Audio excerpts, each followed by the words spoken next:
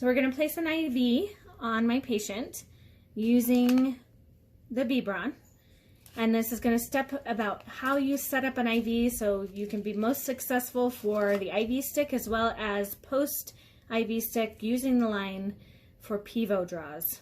You do need to make sure you have your kit ready. I flushed my line. I have a stabilizer. I have an extension tubing. I have a clave. So I'm going to put that clave on my IV.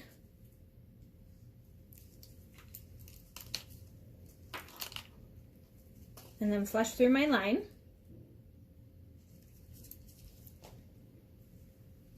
So that's all ready to go. I have my needle, I have my tourniquet, tegaderm, and tape are ready to go. So the first step I'm going to do is I'm going to make sure I identify my vessel. And it's right here on this hand. A hand placement is a little bit different. You need to make sure you clean the entire area that the tegaderm is going to touch. It doesn't matter if you place any IV on any part of this person's body. The cleaning has to be the entire extent past where your tegaderm will lie. So I'm going to get my cleaning solution ready. I could tourniquet this vein if I needed to see and identify it. It's nice and big, so I'm not going to worry about that right now. So I'm just going to clean my vessel, and I'm going to extend past all the area where my possible tegaderm can be. You need to scrub for 30 seconds. Make sure the area is nice and clean. This removes all the patient's oils on the skin around the surrounding area as well as cleaning the insertion site. It gives for a better opportunity of the tegaderm to stick to the patient so we don't have lifting tegaderms, and it also ensures that we have a clean IV insertion site for limited infection risk. Okay, now that it's clean, I need to let it dry completely before I place my IV, or more so before we place the tourniquet, or the tegaderm.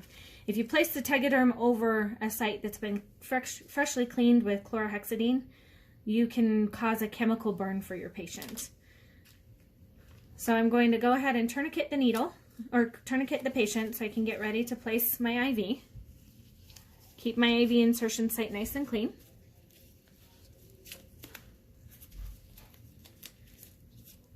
All my stuff is ready to go. I'm going to get my needle ready. Again, I'm using the B-Braun. When you're placing a B-Braun, you want to make sure that you have everything ready. If you cover this area with your hand to place the IV, you're not going to see your flash because the flash comes clear in the back of the B-Braun, and that's where people will go through the bottom of the vessel and then they have ruined their IV. So make sure when you place a B-Braun, you actually hold it clear back like this. It's designed so you can rest it in the nook of your hand so that when you place this IV, you can see where the flash goes.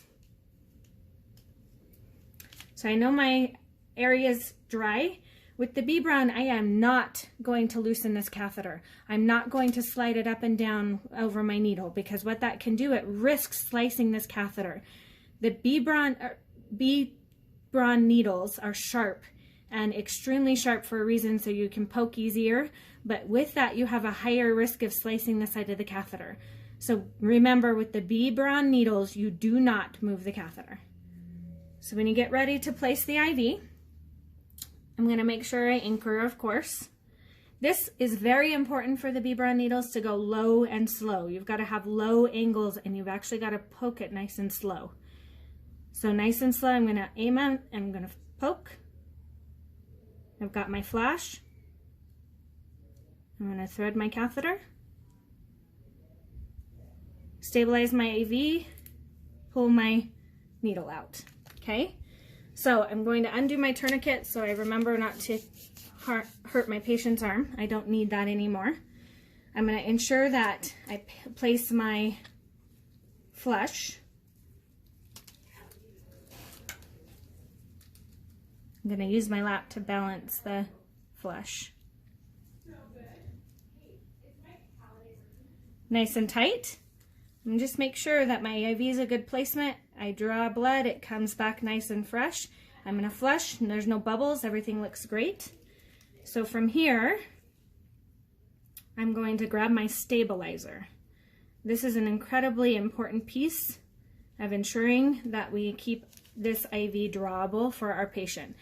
This is a harder placement for a stabilizer, but it's still just as necessary. So if you can see, my IV is right up against a knuckle, and I need to ensure that I have a stabilizer on this, because if I don't, we don't have any ability to save this patient needle sticks. So I'm going to place my stabilizer under, if I can get this turned the right way. Make sure I rest that flush Lurlock right against that. It's not going to bother the patient. It's above. It's not going to bother the patient at all, but we just need to make sure that stabilizer is there. Okay, now that we're finished placing our stabilizer under the IV, we're going to grab our Tegaderm. If you take your Tegaderm and stretch it over the IV site, you actually will create likelihood for it to pop up away from the patient's skin. So the manufacturer has taught us to hold it like this, stabilize your IV, and drape it down across your IV site, and then just push down around. So one of the most important things is to make sure that when you push the tape down, that you add friction, because that's what activates the adhesive. So all around the tape area, I'm going to create some friction and create some warmth so that it sticks to the patient. Give the patient some finger space. Okay, then I'm going to go back to my wrapper for the Tegaderm, and I'm going to take this piece off. This one is designed to go under, right on top of that stabilizer, and if you pull it into a smiley position, it actually stabilizes the IV better. Again, when you push this down, make sure that you're using friction to make sure that it sticks really well.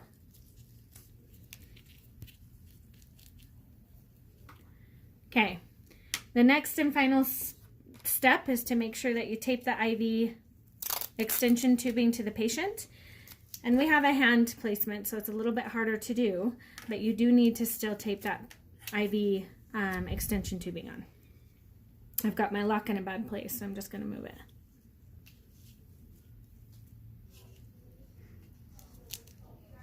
That way, if the IV does get pulled, it should pull on the tape first before the IV Tegaderm gets pulled up. Okay, so now if we are looking at drawing blood from this IV, I'm going to flush it, lock my thing. We're going to add a blue cap so everything stays clean. This is still clean. I can wipe it with alcohol to ensure that I'm clean. But you cannot draw blood from the extension tubing. If you draw blood from the extension tubing, it'll hemolyze, and then the lab will have to tell you that your lab is hemolyzed, and we all know how that feels. Not good. So if you're going to draw blood for the lab, you need to draw it through the T-piece. You can use one of these Lurlock blood transfer devices and have your vacutainers to draw, or you can use a clean, fresh syringe to draw and then transfer.